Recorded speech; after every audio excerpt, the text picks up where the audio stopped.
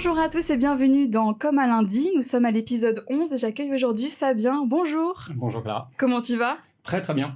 Alors, tu vas nous parler aujourd'hui de ton projet pour lequel tu es directeur qui s'appelle Turn. Est-ce que tu peux le présenter en quelques mots? Oui, donc très simplement l'Institut des transitions de l'Université de Rouen-Normandie, d'où l'acronyme Turn. C'est un service commun.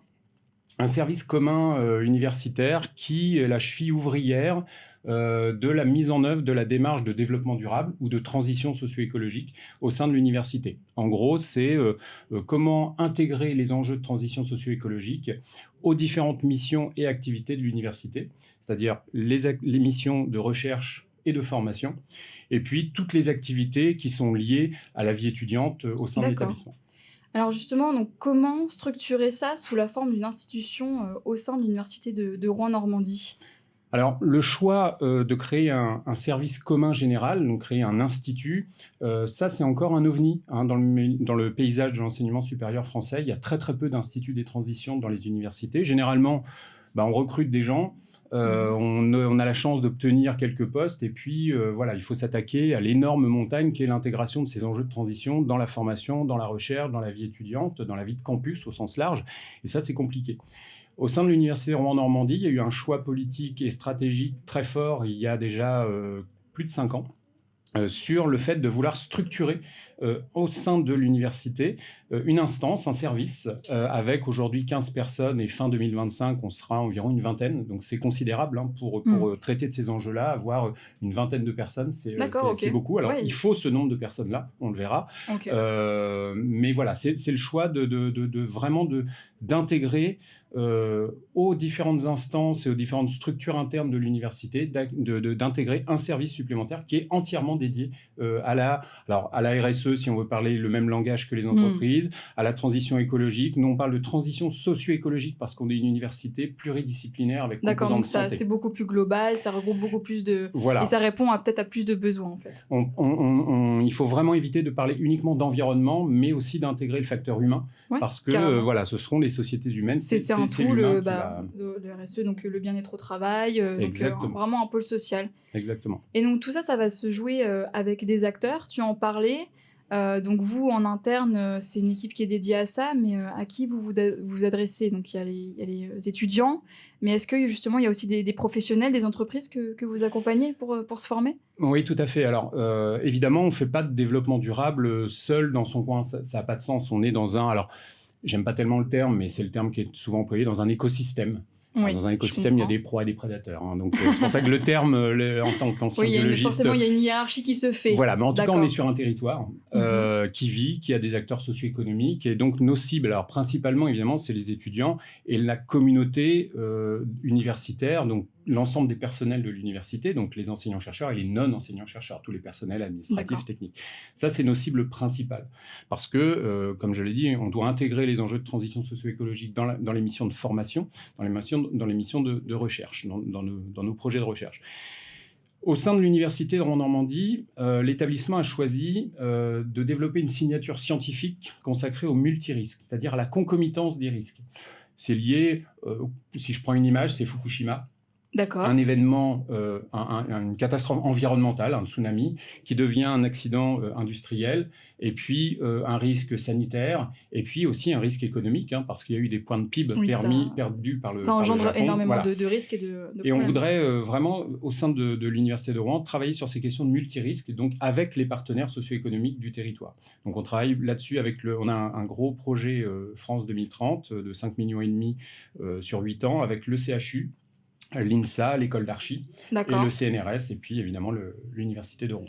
Et donc justement, comment vous avez réussi à mobiliser, comme université, autour de ce projet-là? Est-ce que c'est passé à travers des échanges, une communication institutionnelle?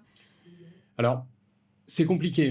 Mobiliser nos cibles en interne, déjà, c'est compliqué. Alors, ça fait plus de 15 ans que l'université est engagée dans une démarche de développement durable. Donc, en fait, il faut...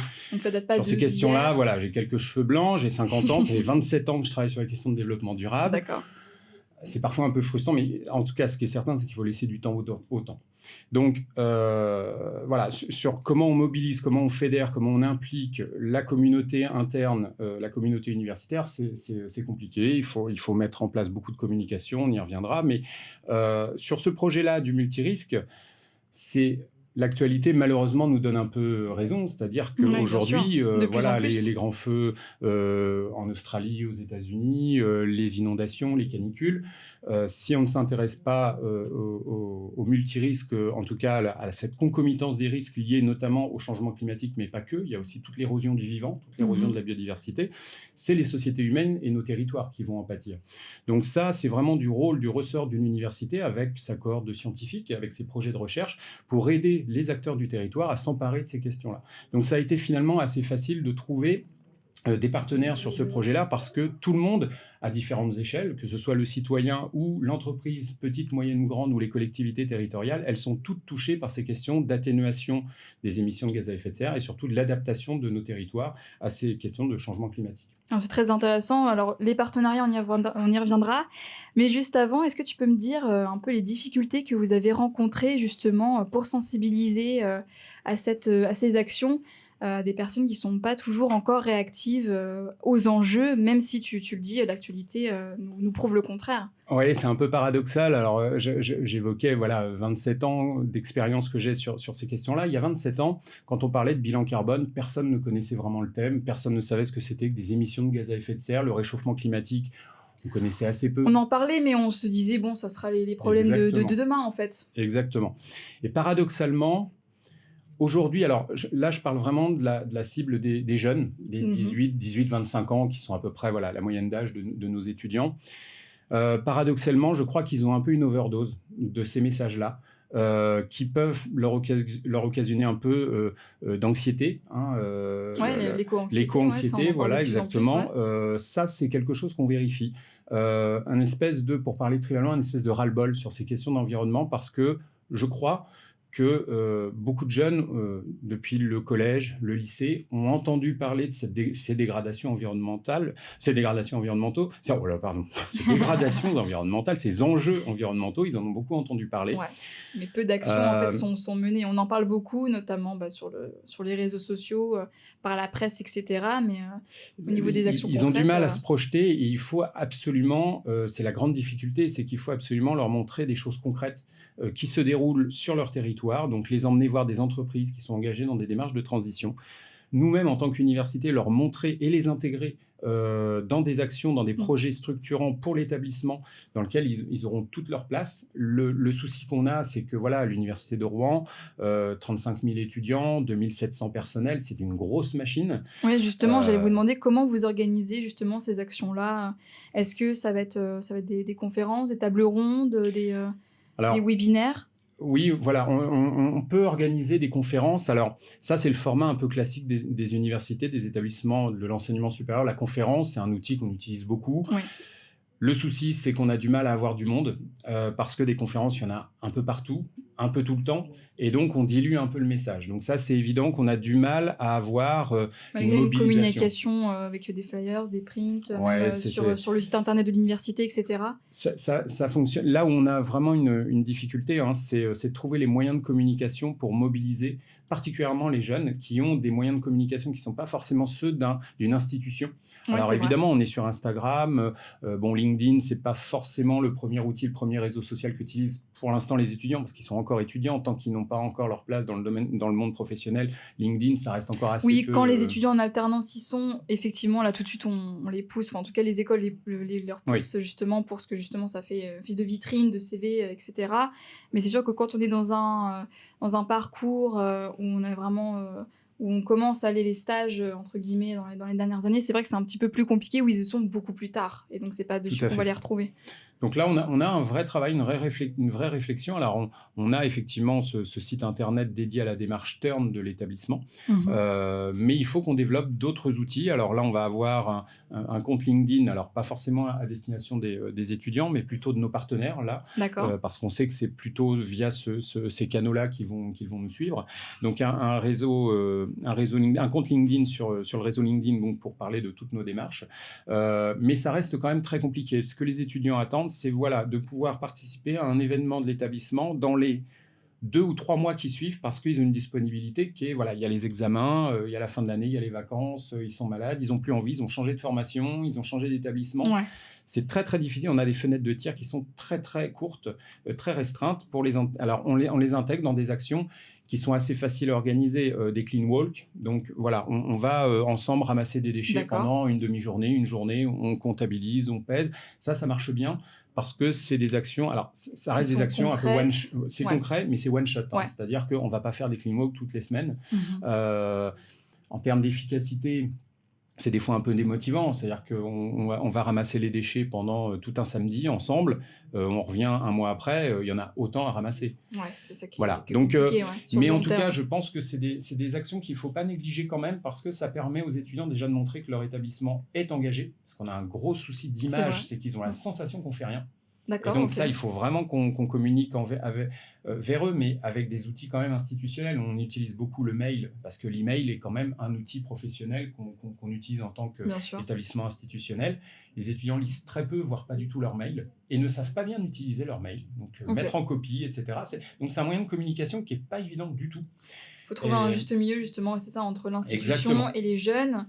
Et aussi trouver un canal où eux aussi puissent prendre la parole, au final, pour justement, sur leurs actions, avoir un peu ce sentiment aussi de fierté, de contribuer, d'avoir des actions concrètes, et puis surtout d'en parler autour d'eux, en fait. C'est vraiment ça qui peut créer un engouement et des actions visibles, en fait. Oui, tu l'as dit, c'est de leur permettre de contribuer, Ouais. d'avoir des démarches un peu bottom-up. C'est ça, que ce soit dans un sens comme dans l'autre. Exactement, c'est qu'il faut un portage politique fort et stratégique, mais il faut aussi solliciter ce que j'appelle moi l'expertise d'usage des étudiants qui utilisent notre campus. C'est eux qui vivent sur les campus au jour le jour. C'est eux qui le font vivre, ouais, carrément. Voilà, exactement, et c'est eux qui perçoivent les endroits où voilà, des déchets sont jetés, où le bus passe pas assez souvent, etc. Ça, c'est eux qui peuvent nous le dire, et il faut trouver des moyens de les intégrer à ces stratégies d'établissement.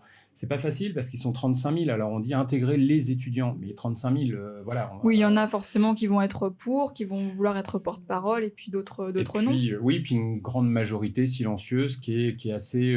alors, c'est pas péjoratif dans la bouche, mais qui sont assez consommateurs. Moi, j'étais un étudiant, je venais faire mes cours, je passais mon diplôme, et puis je m'intéressais pas vraiment à ce qui se passe au sein de l'établissement. Dans des démarches de développement durable, on a besoin de l'investissement de notre communauté, de ces cibles-là.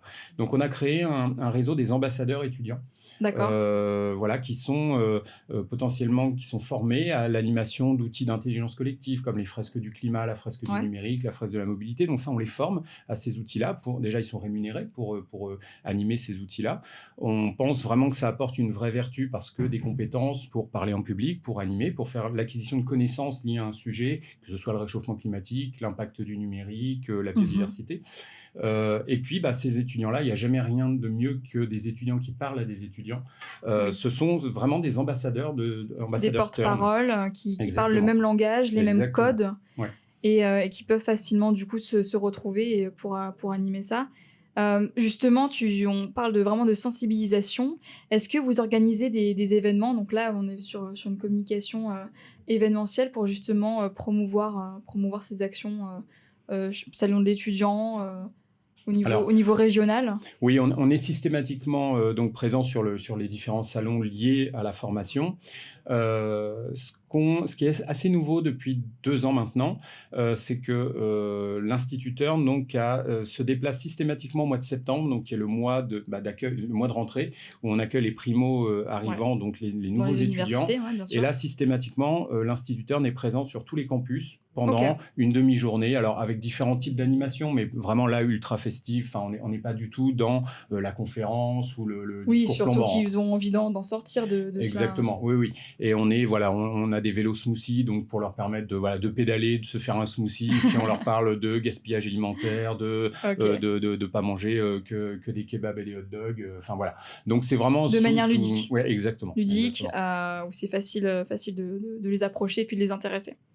Exactement, ouais. Et en ce qui concerne les partenariats, dans ce projet-là, donc partenaire avec les étudiants, donc est-ce que ça passe aussi par exemple avec, leurs associations. Il y en a aussi qui par ça ou alors par des entreprises aussi, Oui. des certifications, comment ça se passe à ce niveau-là? Alors ça, c'est assez nouveau, c'est-à-dire que, l'université essaye vraiment de se tourner de plus en plus vers son territoire. C'est vrai qu'on a tendance, alors pas forcément l'université de Rouen spécifiquement, mais les universités ont du mal, c'est des grosses machines, ont du mal à se tourner un peu vers le territoire. Et il faut recréer, il faut créer beaucoup plus de liens, faire de la promotion de nos formations auprès Bien sûr. des partenaires socio-économiques. Ça, par exemple, on a pu mener un partenariat intéressant avec le Crédit Agricole, OK.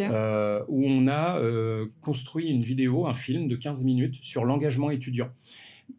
Il nous semblait extrêmement important, et le Crédit Agricole également, hein, la caisse locale de Rouen, de montrer des exemples pour que les étudiants puissent s'identifier. C'est-à-dire qu'on est allé chercher des étudiants qui sont déjà engagés dans une démarche de transition écologique et qui la mettent en œuvre au jour le jour, en ayant recours à des vêtements de seconde main, etc., en Mmh. allant sur le marché et pas uniquement en achetant des choses préemballées, etc. Et ça, on a fait ce témoignage-là, cette vidéo pour montrer, pour illustrer aux étudiants que c'était possible, c'était pas forcément plus coûteux, mais on croit beaucoup à la vertu de l'exemple, de l'image par l'exemple, parce que ça permet de s'identifier. C'est évidemment que quand on est cadre sup et qu'on a un revenu confortable, c'est évident que de manger bio, c'est facile. Quand on est étudiant, qu'on n'a Ouais. pas de ressources, d'avoir des petits tips, d'avoir des petits conseils, des endroits où aller, mais donnés par des étudiants, ça a beaucoup d'importance. Et donc, avec le Crédit Agricole, on a mené ce film-là. D'accord et pourquoi la vidéo? Pourquoi, parce que c'est plus dynamique, Ouais, c'est, c'est un format qui est quand même très adapté. On sait bien, enfin, on est tous greffés à nos ordis, à nos téléphones. ouais, On est dans le bus, on a 15 minutes à perdre. Voilà, on regarde. C'est beaucoup plus facile que. accessible. Alors, bien sûr, on ne fait pas passer les mêmes choses, on ne fait pas passer le même nombre d'informations, mais on ne va pas écrire un guide de l'éco-étudiant en 50 pages qui ne sera pas lu. On le Ça sait qu'il ne sera sera pas pas lu, lu. non, Donc, effectivement. voilà, le choix d'un film, d'une vidéo, nous semblait le plus adapté pour toucher notre cible. D'accord et donc justement pour fidéliser, tout ça, on peut reparler des certifications qui existent. Est-ce qu'il y a des labels que les organisations, les entreprises pardon, peuvent mettre en place justement pour avoir, cette démarche et cet accompagnement? Alors, sur les entreprises, on a des démarches voilà, qui sont liées à l'évaluation des émissions de gaz à effet de serre, le bilan carbone qui doit être certifié, fait par des prestataires, Mmh. déposé sur une plateforme. On a l'ISO 26000 qui est une démarche un Ouais, peu systémique, hein, où on voit toutes les grandes thématiques de la RSE. Ça, c'est quand même important, hein, pour des entreprises de montrer un peu patte blanche, c'est-à-dire, OK, il y a de la déclaration, il faut être transparent, il faut raconter ce qu'on fait, mais quand ça peut être validé par des labels, c'est quand même important pour le consommateur, pour nos étudiants, en termes de recrutement, on a de plus en plus d'étudiants. d'image Bien pour sûr, montrer oui, aussi oui, la on a de notoriété, plus en la plus preuve. d'étudiants qui veulent choisir leur entreprise. Mmh. Alors, pour ceux qui peuvent se le permettre, Ouais, évidemment, mais n'empêche que ça commence à arriver. Pour les universités et les établissements d'enseignement supérieur, c'est un peu la même chose. Il y a un label qui s'appelle le label DDRS, pour développement durable et responsabilité sociétale. Donc, l'université d'accord. de Rouen l'a depuis 2020. Depuis septembre 2020, on renouvelle ces 4 ans, on l'obtient pour 4 ans, et c'est un label systémique qui évalue la capacité de l'établissement à intégrer ces enjeux de transition socio-écologique dans la formation, la recherche, sa politique sociale. Évidemment, l'environnement, c'est la réduction des impacts environnementaux, ça paraît assez Ouais. intuitif. Et puis, tout ce qui est lié à la stratégie, à la gouvernance. Comment l'établissement s'organise et met des moyens pour intégrer la RSE dans ses activités. Et donc là-dedans, on retrouve, les pôles d'une organisation, comme le marketing, la communication, le service RH, les dirigeants. Donc Tout à ça, fait. c'est des acteurs avec qui vous parlez régulièrement justement? Oui, oui, oui, on est là, le prochain, donc l'entretien d'audit aura lieu en juin. Et là, tous les vice-présidents, en fonction de leur champ, sont concernés. Tous les directeurs et directrices sont concernés aussi, parce qu'on va effectivement parler de la communication. Comment vous communiquez sur ces enjeux de transition à vos cibles, à vos partenaires, donc en communication interne, en communication externe.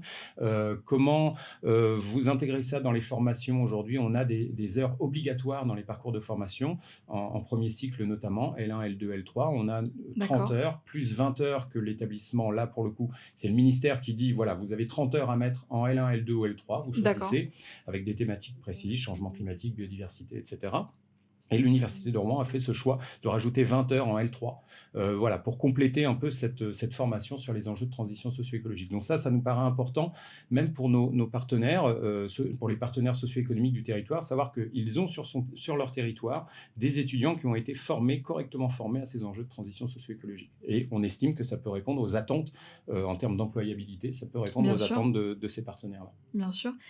En termes de projets là qui vont venir, notamment sur les plateformes, du e-learning, passer au digital, tout ce qui est IA et cetera, comment vous dirigez ces projets-là, les projets de demain? Alors, la question de l'IA dans l'enseignement supérieur est un vrai sujet. C'est un vrai Bien sujet. sûr. Voilà, bon, les progrès liés à l'IA en santé, dans le domaine Parce de la qu'il n'est pas santé, encore ça. structuré, Oui, il fait un peu peur, c'est évidemment, ça. parce que c'est synonyme alors de triche aux examens, de lorsque l'étudiant veut faire son mémoire, et Il ne ben, réfléchit plus, il ne sait plus comment écrire, voilà, c'est ça. Alors, c'est vrai qu'il y a tout un tas toute une éducation à faire autour de cela. d'éducation, de formation, de vigilance aussi Bien à sûr. avoir vis-à-vis de nos étudiants sur Mmh. l'utilisation de ces outils qui vont être de toute façon, enfin, qu'on soit pour ou contre, ces outils, ils Ils sont vont là, ils vont être ils utilisés, seront ils là, vont, et voilà. ouais, Donc ça, il faut vraiment être un petit peu vigilant là-dessus.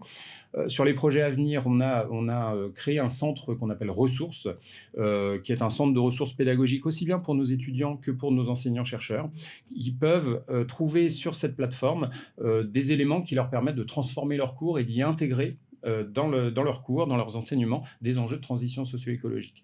Et le prochain gros projet qu'on va avoir, dont on va voir le jour dans les 3 années à venir, c'est la création d'un module de e-learning à destination de nos enseignants-chercheurs, spécifiquement, parce que le but, c'est d'enseigner, de former nos étudiants, mais avant de former nos étudiants, il va falloir former nos formateurs, donc nos ouais, bien enseignants-chercheurs, sûr. à ces questions de transition socio-écologique. Et donc, on a ce projet d'un assez important module de e-learning spécifiquement dédié à nos enseignants-chercheurs. D'accord, donc alors si on veut récapituler un petit peu tout cela, le projet Turn, comment vous communiquez, comment vous diffusez ça, sur le bassin normand.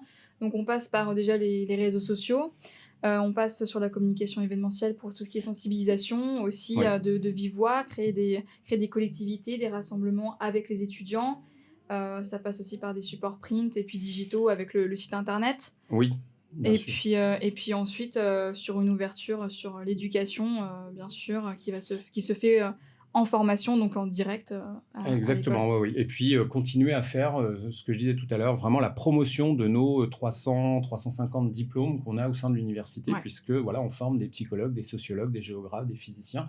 Et ça, on a encore un travail à faire sur la promotion de toutes nos formations, vers l'ensemble de nos partenaires, du territoire.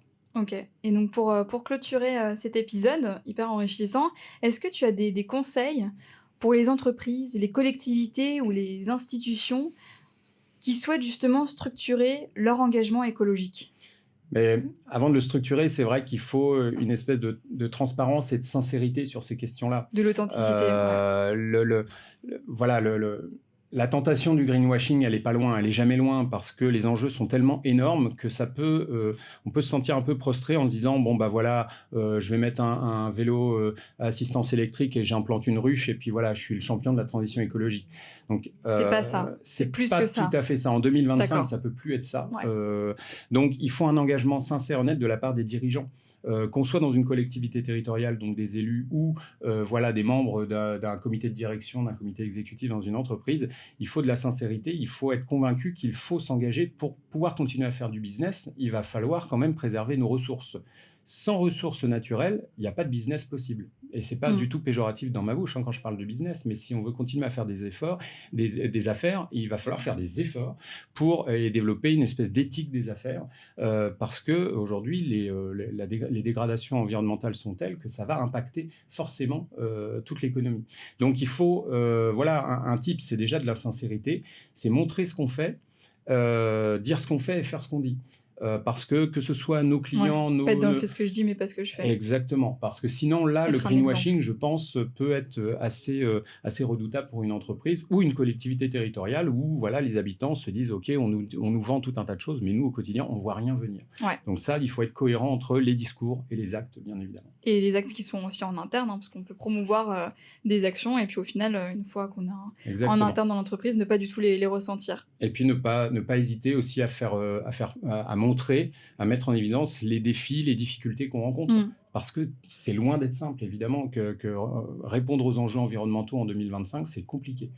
C'est compliqué et c'est normal d'avoir des difficultés et je trouve que c'est plutôt, il y a que des bénéfices à en retirer, à être transparent, à être sincère avec ses clients, avec le consommateur, avec ses habitants, avec nos étudiants, pour dire: «Voilà, là et là, bah, on n'a pas réussi à avancer et on a besoin de vous. Est-ce que vous avez des idées?» Ouais, de toute façon, ça rejoint justement cette jeune génération, enfin la génération d'aujourd'hui des universités qui veulent de la transparence, qui en ont Exactement. marre, comme tu disais au début, de justement, qu'il y ait des petites actions, sur le court terme, en fait. Exactement. Oui, oui, il faut leur montrer qu'il y a des choses qui se passent et qu'ils peuvent en être, les acteurs aussi. Acteurs. Ouais, exactement. Bah, en tout cas, merci beaucoup Fabien de nous avoir éclairé sur le projet, en tout cas sur, ce que vous faites, les actions menées, qui sont superbes et sur, comment justement on peut mettre ces actions en place, dans les organisations. Donc merci à toi, d'être venu sur Comme un lundi pour en parler Merci, je t'en prie. et puis à très vite. À très vite.